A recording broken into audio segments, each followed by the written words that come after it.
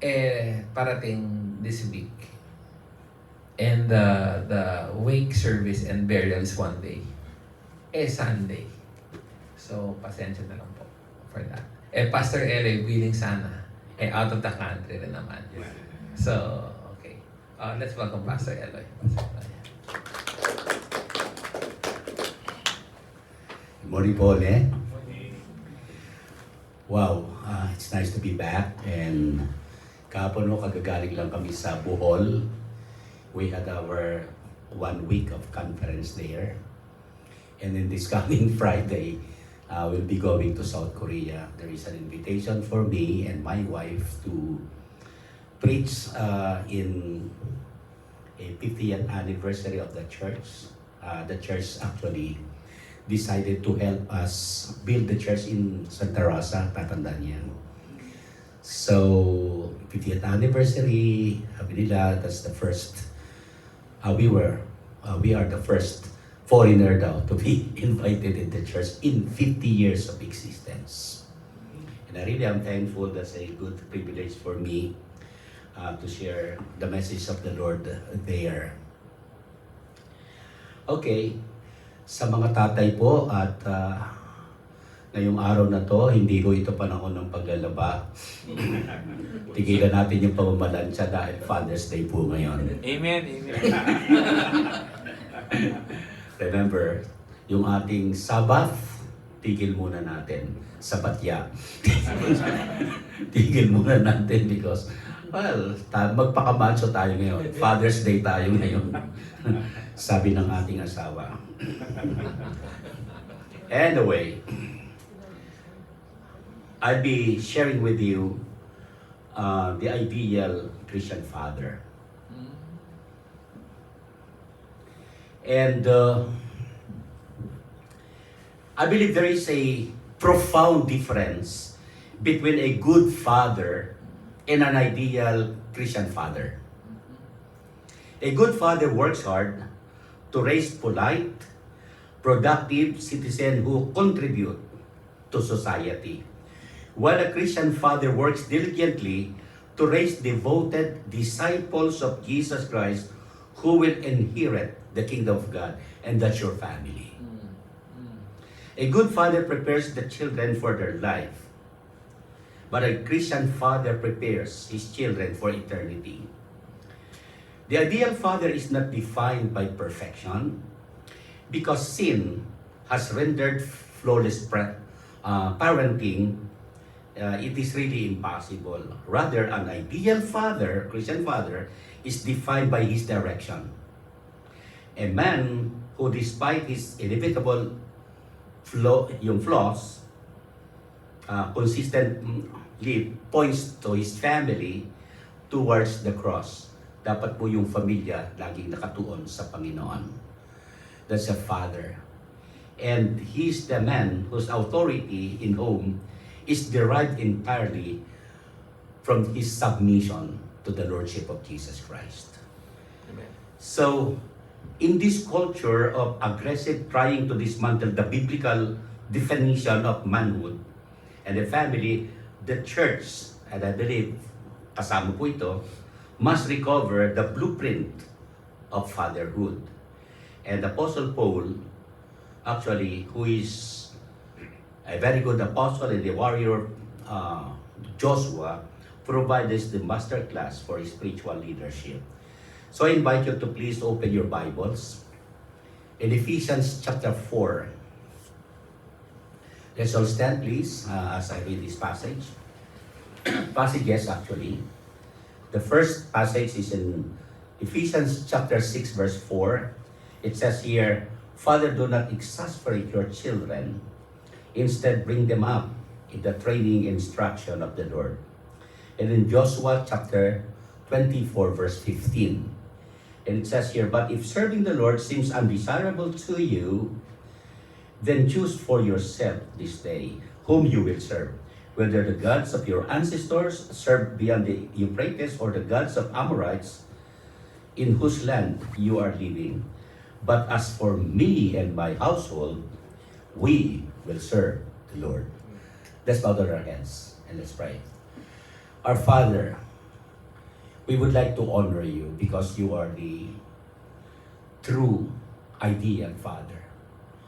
You have shown us how to be a good father because your word says that every good and perfect gift comes from our Heavenly Father. And thank you, fathers here may not be that kind of flawless. We remain under your care and we are living by your grace. And thank you because in spite of who we are, you are caring for us and becoming good father to our respective family. Bless our message today, Lord, and help us understand the value of an ideal Christian father. Holy Spirit, take over and help us understand, illumine our thinking, illumine our mind, and may have also the power to apply these truths and principles into our own respective lives. In Jesus' name, amen. Please be seated. The message I would like to share with you today I entitled, The Ideal Christian Father. Having read already the text that we should be discussing, I would like to point out the calling of a consistent character father. Before a man can effectively lead his living room, he must be led by the Holy Spirit. And the foundation of a Christian's father's influence is not the volume of his voice, hindi ho sa lakas, hindi sa lakas ng kanyang pamamalo, but the integrity of his life. Christians are brilliant. Tandaan nyo, children actually are brilliant hypocrite detectors. Alam niyo ba yun? And they will ignore what you teach if it really contradicts to the life that you are showing. Therefore, the ideal father must first focus on his own spiritual formation through three very important commitments. Number one, cultivating a concrete core. The most powerful words a Christian father can speak in his house are not, I love you, but I was wrong, I'm sorry, and ask for your forgiveness. A concrete core means a father does not pretend to be infallible. Hindi ko dapat tayo maging parang akala mo hindi nagkakamali. Yung mga ibang tatay kasi pagka minsan, pag nagkamali, we are not accepting, we are not telling them, okay, we are not accepting that, okay, sorry, kalimitan sinasabi lang natin, okay, punta tayo sa Jollibee. Regalo. Parang kay misis, pag nagkamali, uuwi lang ng siopaw, okay na. Pero hindi naghihingi ng sorry. And when he loses his temper or makes a poor decision, he models the gospel by repenting to his wife and his children. A home led by the contrite father teaches children that the cross is big enough for their failures too. There is room for them on the cross. Secondly, the crucifying carnal cravings. A Christian father understands that private compromises always destroys public authority. And he actively crucifies his fleshly desires, whether that is a struggle with lust, greed, or pride. He knows that he cannot wage spiritual warfare for the souls of his children and his family if he is fraternizing with enemy in his own private life. Remember, somebody said that sa psychology, you are only who you are when you are alone. You are projecting somebody else if you're with people.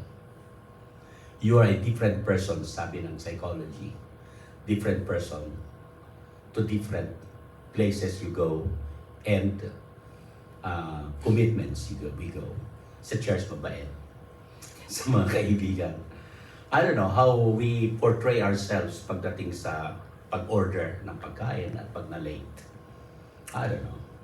But the test of our reality is not the way we portray ourselves before our family, but how we react and how we act when they are behind our backs. Nakikita nila yung ating binabanggit o yung ating sinasabi. His character should be consistent, whether he is sitting in the church pew or browsing the internet in an empty room. Thirdly, conforming to Christ's compassion. The greatest gift the father can give to his children is to love their mother exactly the way Christ loves the church. I think napakagandang ipakita that our love for our children is being shown by how much you care and love for your wife.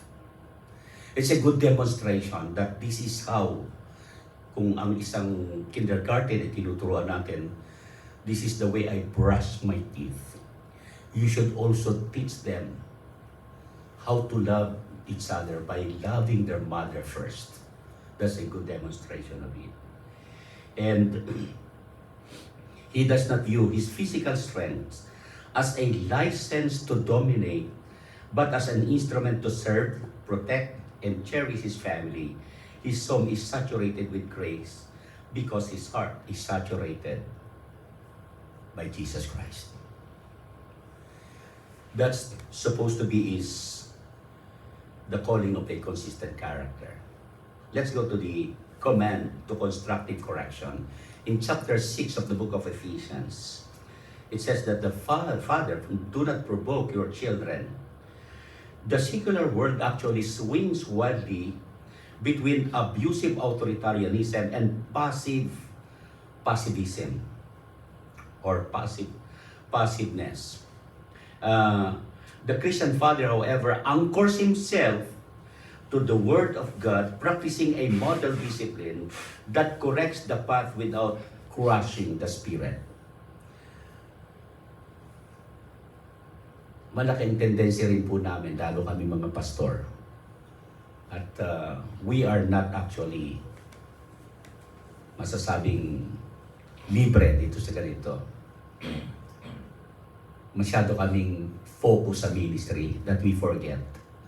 Parang konting time na lang sa family.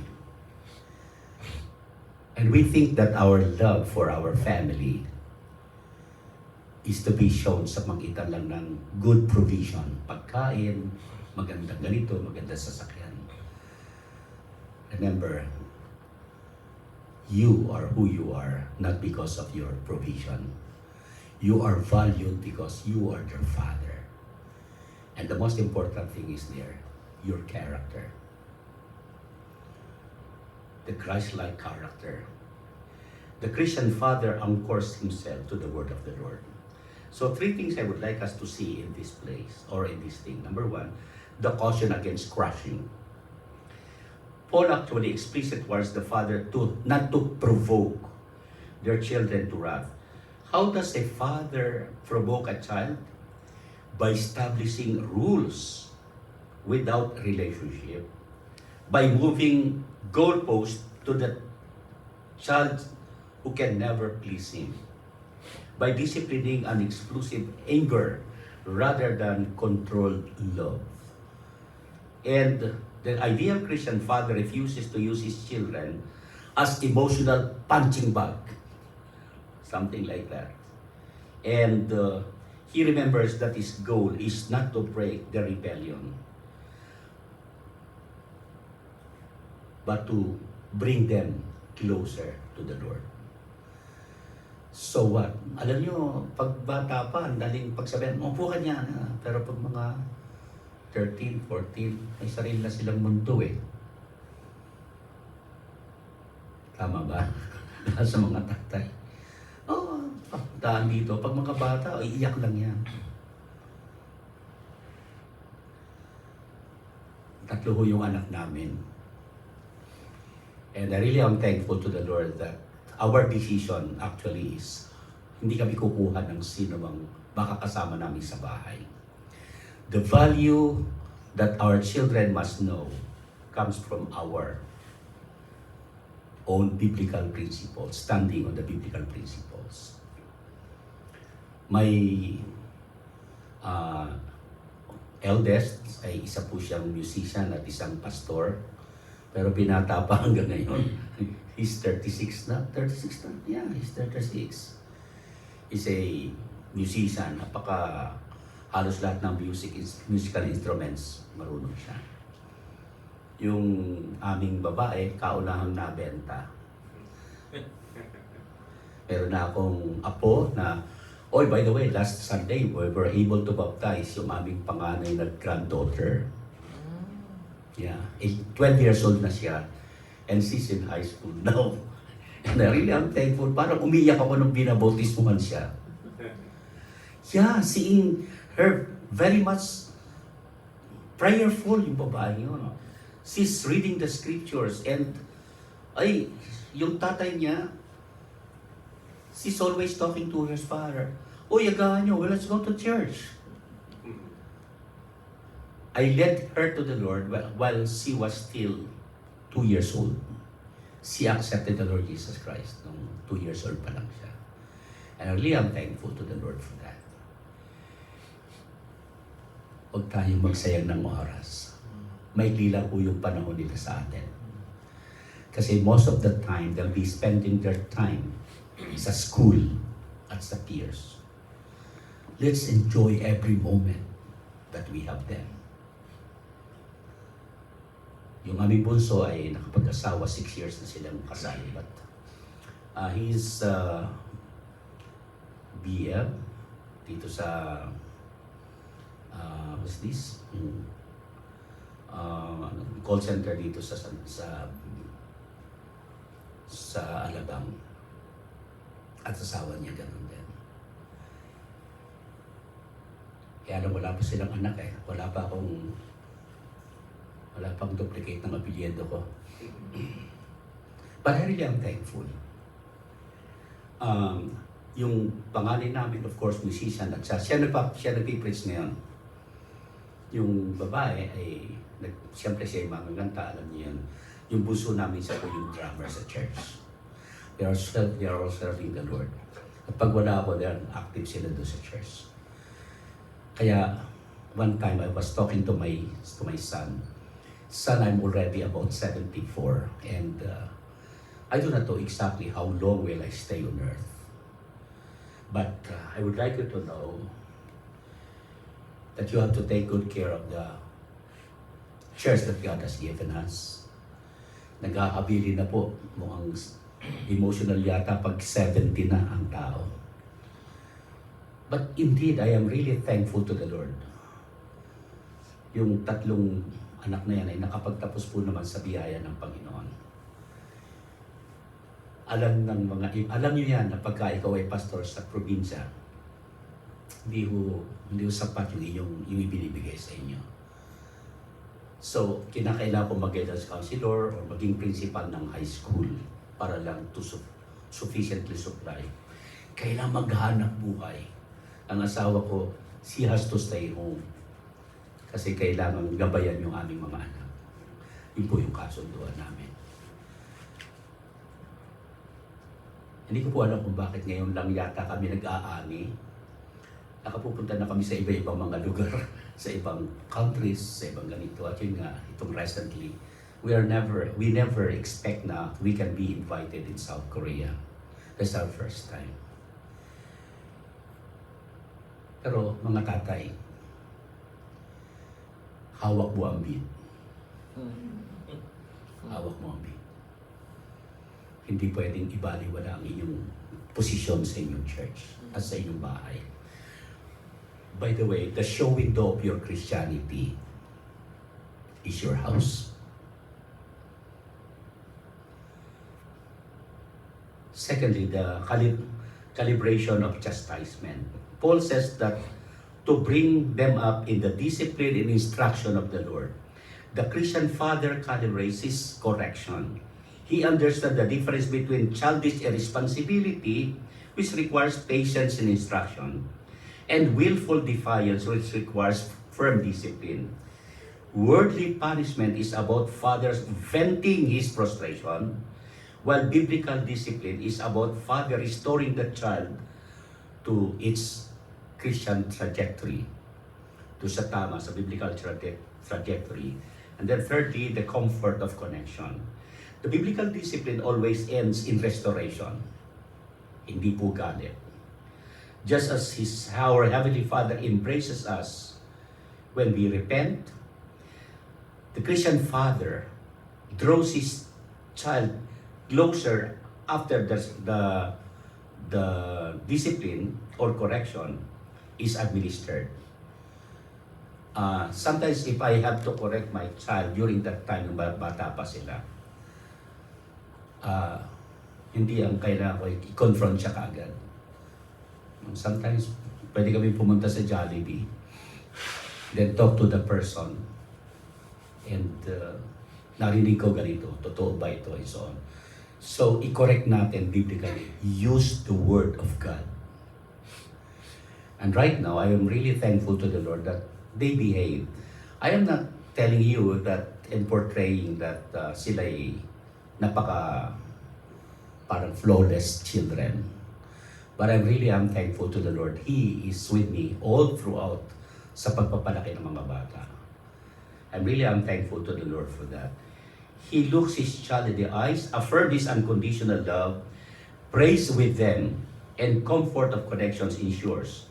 The child walks away knowing that the boundary was enforced because their soul is intensely valued. Dapat andun yung love natin for the children. And remember, he is also a person different than you are. So kung papaano, ang isang malungkot sa amin, I have to confess na sometimes we are pressured by the ministry. So, may iwanan. Like for example, isang beses, mga December 24 ng gabi, may dumating sa amin, mga bandang 2:00 ng madaling araw. Tapos tumuktok doon sa pintuan. Sabi, hindi ko kilala. Sabi ko, sino ka? Pastor, kayo po pa si Pastor Eloy? Ego, bakit? Kasi po mayroong demon possessed doon, pwede ho ba kayong sumama sa akin? Ha? 2:00 ng madaling araw? Sabi ko, maraming church dyan sa dinaanan, maraming pastor. Kayo itinuturo eh. Iwanan mo yung asawa mo. Iwanan mo yung mga anak mo just to minister. Pwedeng sabihin ko, anong pakialam ko to sa ibang tao? Meron akong pamilya. But I have to go. After praying, and the Lord really led me to go there, may mga decisions na sometimes kailangan gawin natin. Kagaya ng decision po nitong si Joshua. As for me and my house, he decided siya yung may hawak ng bin. Hindi pwedeng ipagkatiwala nila sa iba. And I was amused by body ka ng comment ng teacher. Pag pumunta yung teacher, yung bata, yung anak mo sa school at makulit, ano sasabihin? Yung ba itinuro ng magulang mo sa iyo? Ang kulit mo, so reflection ng pamilya. Pag uwi naman ng anak galing sa school at makulit, yung bang natutunan mo sa teacher mo? So palitan lang. You know what? The reflection, first of all, is dapat family, nothing else. At ito yung sinabi ko sa anak ko minsan, hindi lang minsan. Kung magkakaroon ka ng malaking problema sa church, sa school, at sa ibang lugar, at kailangan mo ng panahon ko para sa iyo, I can even resign from the church just to give you and attention. Because for me, my first ministry is my house, my home. How do we treat our family? Third is the charge to courageous conviction. Joshua says, "But as for me and my house, we will serve the Lord." The ideal Christian father does not passively hope his children absorb a Christian worldview. He proactively engineers his house to serve the Lord. Like Joshua, staring down a culture of idolatry, and the Christian father draws a definite line in the sand. There are three things that he did. Number one, we're supposed to be championing the church. A Christian father does not treat gathering of the saints just to mere suggestion or secondary. Huwag nating i-treat ang church na para bang option lang. And he champions the local church. He leads his family into sanctuary because he knows that if he treats God as an option, accessory to a busy life, his children will eventually treat God also as entirely unnecessary. Galing mo ako ngayon, nitong nakalipas na linggo sa conference ng Bohol. Isa sa mga speakers doon ay leader ng youth ambassador. While we were praying, he has been serving the Lord for more than 30 years. As we were praying, sinabi niya sa akin, "Please pray for me and my youngest son." He is studying in college, but his decision is not to believe the Bible. Imagine. Lumaki sa church, Sunday school, and so on. Tapos the decision is not to believe the Bible. His belief is that the Bible is composed of myth. No wonder, dahil sa Amerika, nang tinanong yung ilang mga high school students, sabi niya, what are the epistles? Sagot nila, they are the wife of the apostles. Imagine.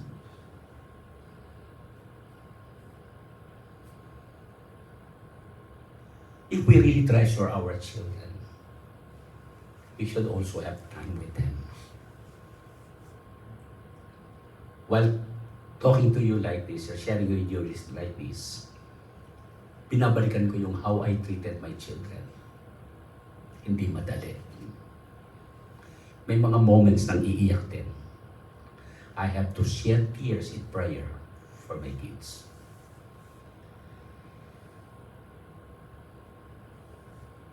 Secondly, countering the cultural compromise. Joshua had to decide that his home would operate differently from the surrounding Canaanites. Today, Christian's father must act as a spiritual gatekeeper of his home.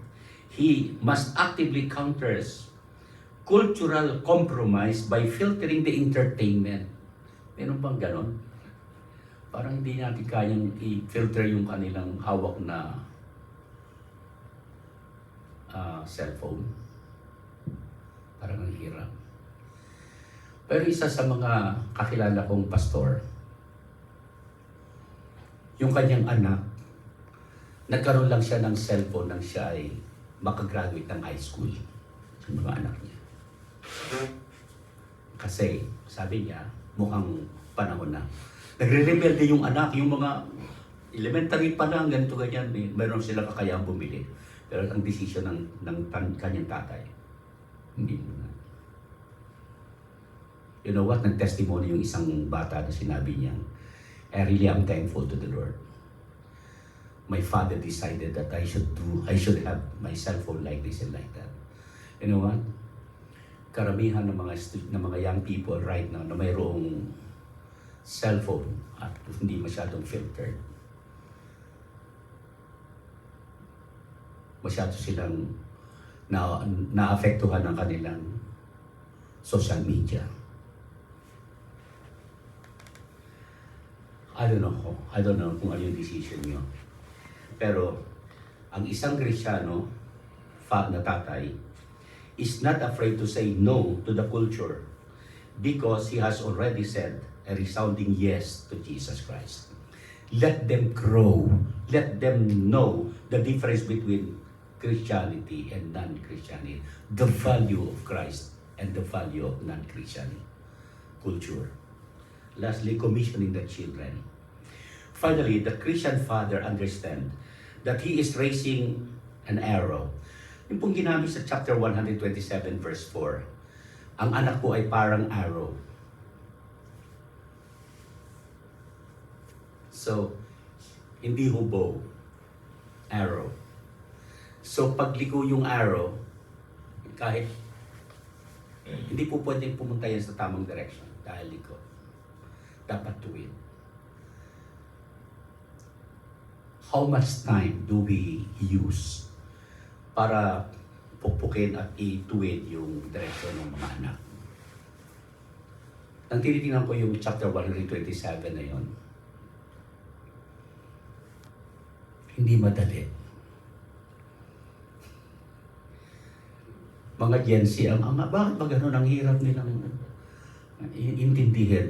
Hindi, tayo yata ang mahirap nilang intindihin eh. Kasi baliktad eh. Sabi na, ang hirap. Sasabihin, hirap yung intindihin. Sabi ng mga anak naman, kayo nga ako mahirap namin intindihin eh. Parang baliktad. I was supposed to be preaching here yung problema ngayon ng mga kabataan. But in as much as na Father's Day ngayon, yun ang aking pinili. The first that I prayed actually is pertaining dun sa isa sa mga issues ng mga young people. But importantly, yung father na yan, he commissions his children. He does not just prepare them to get a good job and mortgage. He equips them to biblical literacy, theological fortitude, and Great Commission mindset. Dapat gano'n ang mga anak natin. Kahit anong galing, magna cum laude, suman con latik. Hindi yun eh. Ang importante yung life. Because sa langit hindi tatanungin, anong academic performance mo?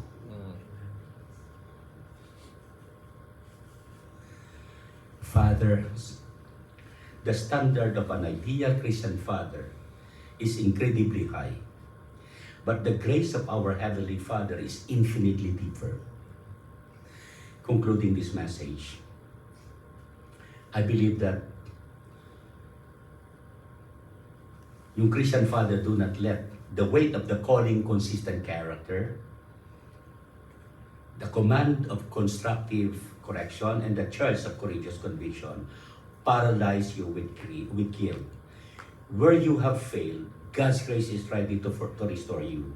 You cannot change yesterday, but through the power of the Holy Spirit, you can even change that spiritual trajectory of your home starting today. Hindi pa huhuli ang lahat. May isang tatay na lupit sa akin ng isang araw. Nung problema siya sa kanyang anak. Pinalaki niya sa Sunday school. Yet, ngayon nag-iinom na yung kanyang anak.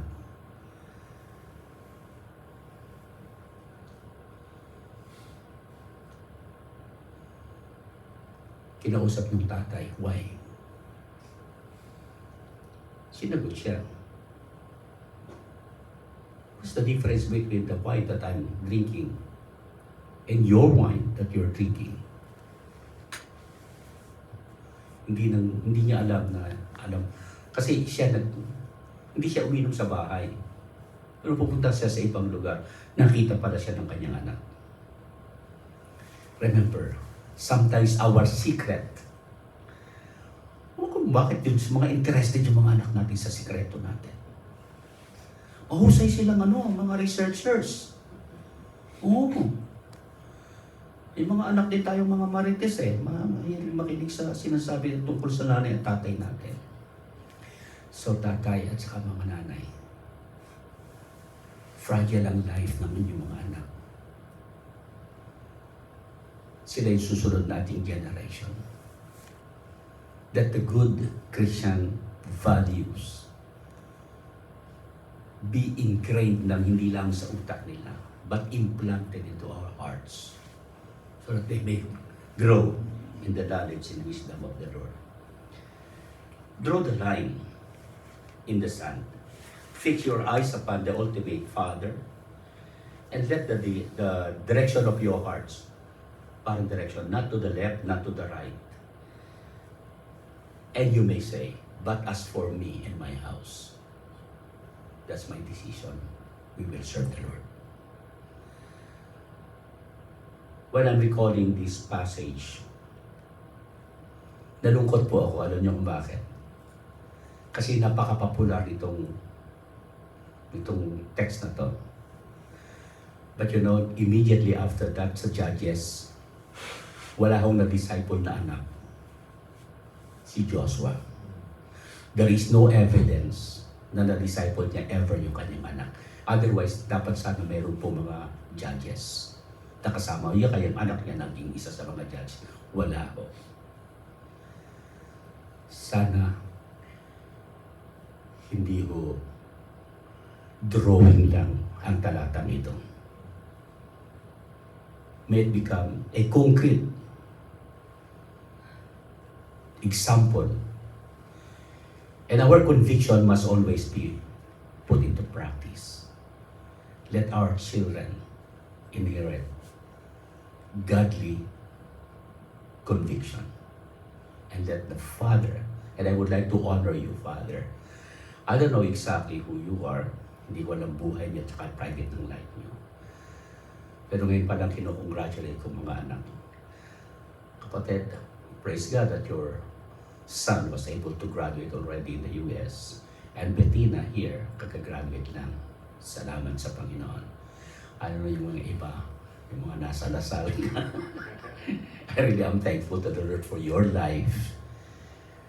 One of the greatest manifestations of our Christianity, hindi po yan dun sa loob ng church. Sa loob ng bahay. Kumusta po ito? Let Jesus Christ be exalted in your home. Thank you, Lord, for these verses, and thank you for the message. I really am thankful, Panginoon, sa mga tatay na narito ngayon. Before I conclude, let me request yung mga tatay, please to stand dito sa unahan. I would like to pray for you. Sige po. Yung po mga tatay, please, hawak-hawak na lang po kayo mga panahon naman yan. Hindi naman po panahon yan para maglaba. Break. Tumayo po tayo. Extend natin yung ating kamay sa kanila. Father, thank you so much for these fathers. Kung iisa-isahin namin ang kanilang karanasan, marami kami matututunan. Ang behind the scene ng mga pag-iyak nila dahil lihim nilang iniiyak ang mga marahil ay naging pagkukulang. Ang mga nais nila, Panginoon, mangyari sa kanilang mga anak. Oh God. Thank you because of who they are right now is because of your grace. Thank you for your love and concern upon each one of them. Aking panalangin, Lord, na tulungan mo po ang mga tatay na ito. Salamat po sa pagtulong mo sa kanila na pandayin ang kaisipan ng kanilang mga anak towards the direction of God. Panalangin ko pa rin po, Panginoon, tulungan mo maging napakatatag nila sa hamon ng buhay, especially sa tahanan. Bigyan mo, Panginoon, sila ng malakas na pangangatawan, healthy, long years, beautiful expression of Christianity in and out of their house. Salamat po, aking panalangin na ilayo mo sila sa mga pagkakasakit. Bayang mong maging napakahusay silang ambassador of Jesus Christ in and out of their house. Thank you. I'm entrusting them into your hand, Lord. Bless them in whatever direction you might be having para sa kanilang buhay. Samahan mo po sila, Panginoon, sa kanilang pangarap. In Jesus' name, Amen. Congratulations, Father.